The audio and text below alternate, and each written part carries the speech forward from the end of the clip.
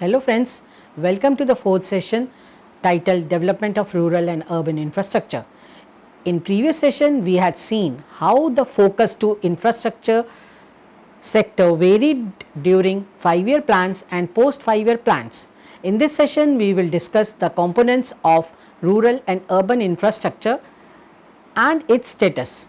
In 2011, 69% of India's 121 crore population resided in 6.49 lakh villages, while 31% population resided in 7,935 towns and cities.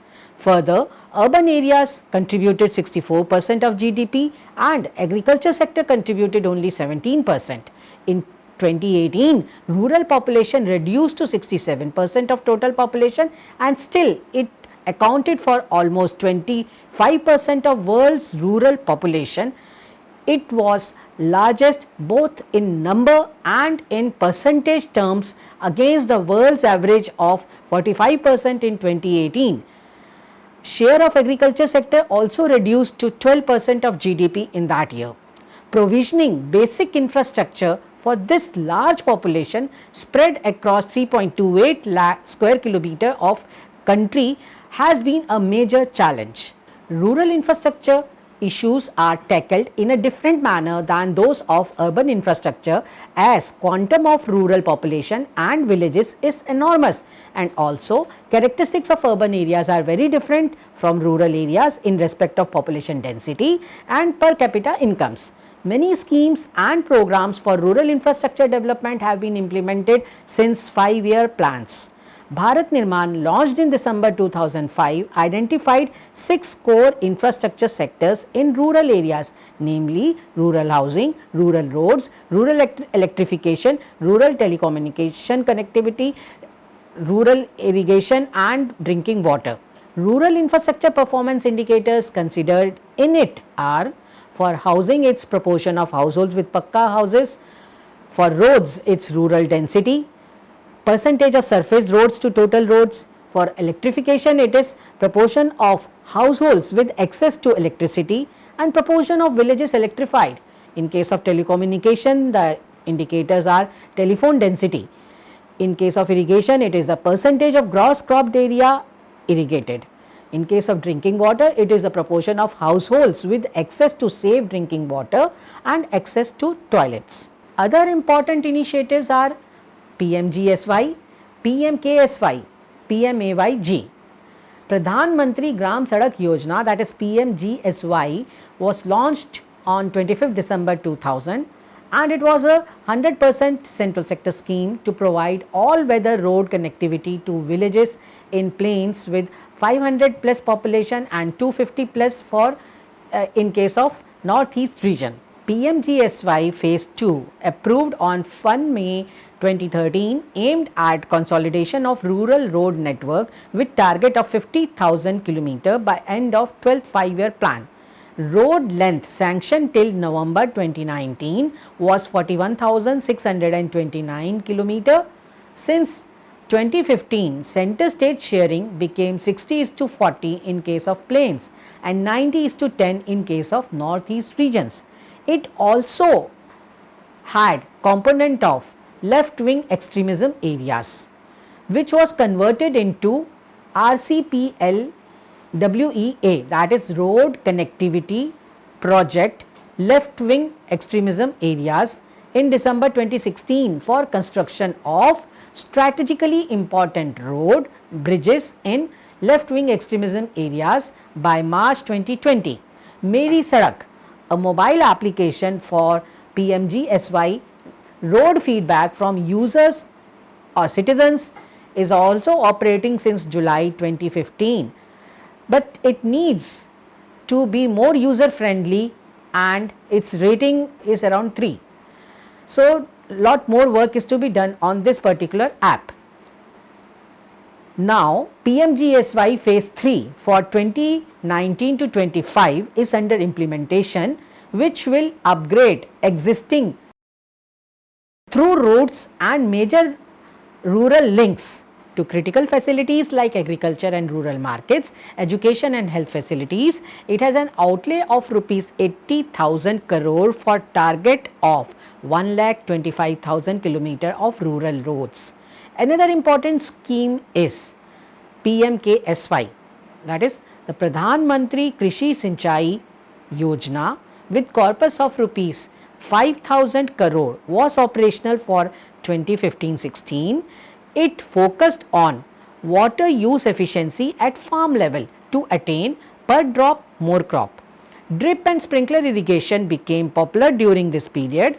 Thereafter, it was renamed as Pradhan Mantri Kisan Sampada Yojna, a central sector scheme with financial allocation of rupees 6,000 crore for 2016-20.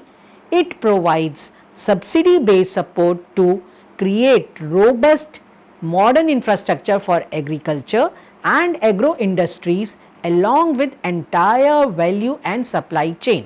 Department of Rural Development released a vision document 2019-24 in March 2020 aligned to the country's preparation for celebration of 75th anniversary of Indian independence on 2022. Department of Rural Development's vision document has categorically focused each schemes and programs with milestones for enhanced livelihood opportunities, especially for women, effective wage employment programs, creation of climate resilient infrastructures, greater connectivity and use of green technology, access to clean energy, etc. Department implements programs and schemes to ensure development of infrastructure for better provisioning of public services to deprived households. Department has utilized socio-economic caste census of July 2015, which provides households deprivation data on 7 parameters. Of 17.91 crore rural households, 8.69 crore, that is 49% households were found to be deprived.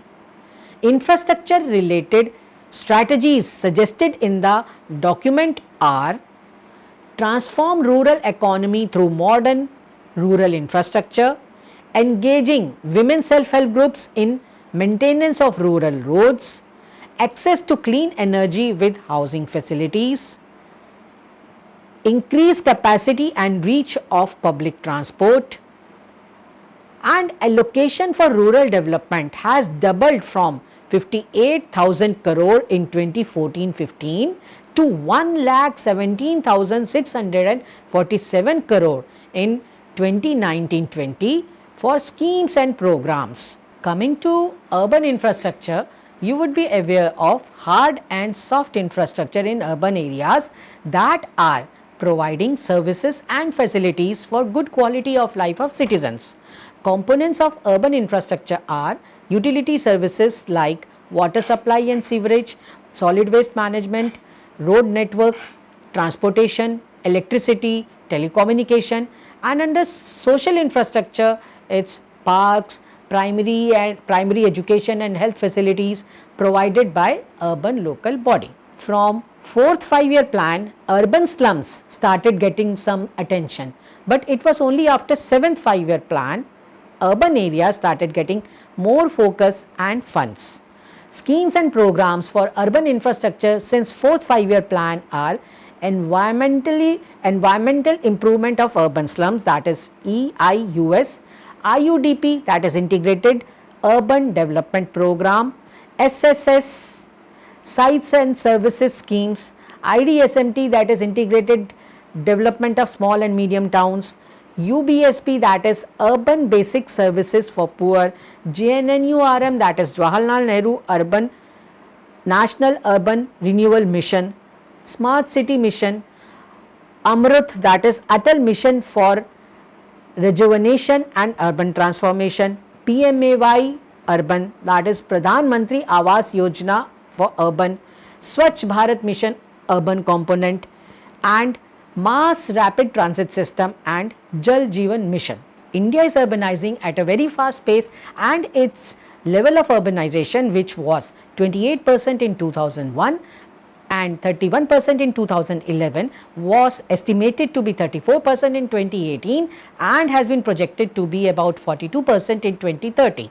This increasing urban population and changing environment will require converged development of a host of infrastructure facilities, thus catering to the demand for increase in coverage and quantity of service delivery across the entire infrastructure spectrum. Niti Aayog, with due consideration to Sustainable Development Goals 2030 targets, has designed Ease of Living Index to measure the performance of standard of living, comprising 37 measurable indicators. These indicators are categorized into basic needs, welfare and human betterment.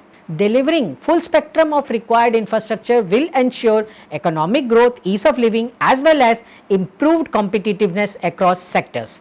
India currently ranked 70 out of 140 countries for infrastructure quality in Global Competitive Index. The task force of Department of Economic Affairs for formulating National Infrastructure Pipeline 2025 assessed urban infrastructure and framed Vision 2025, of which the status of urban infrastructure is described as follows. That is, around 25% urban households have drinking water in their premises, about limited wastewater being treated, around 25% of municipal solid waste generated is treated. High proportion of population living in slums with limited number of parks and green spaces in urban areas, low quality and poor connectivity of public transport, high dependence on privately owned vehicles with internal combustion engine.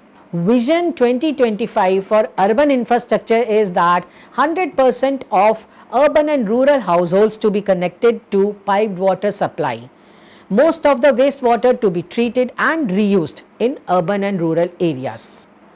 100% of municipal solid waste generated is to be treated with advanced scientific techniques.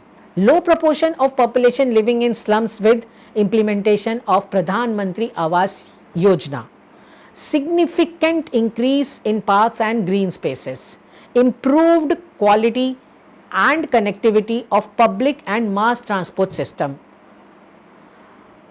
Higher penetration of electric vehicles due to lower cost and increased awareness about hazards of internal combustion engine vehicles.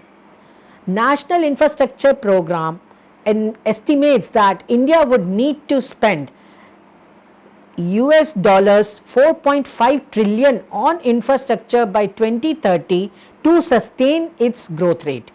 During 2008 to 2019, of the 80 lakh crore invested in infrastructure, about 10.4 lakh crore, that is 13%, was spent on urban infrastructure. For 2025, estimated investment in urban infrastructure is rupees 16.3 lakh crore, which is 16% of 102 lakh crore of National Infrastructure Program. How this investment will happen will be discussed in infrastructure financing. With this, we come to an end of session 4.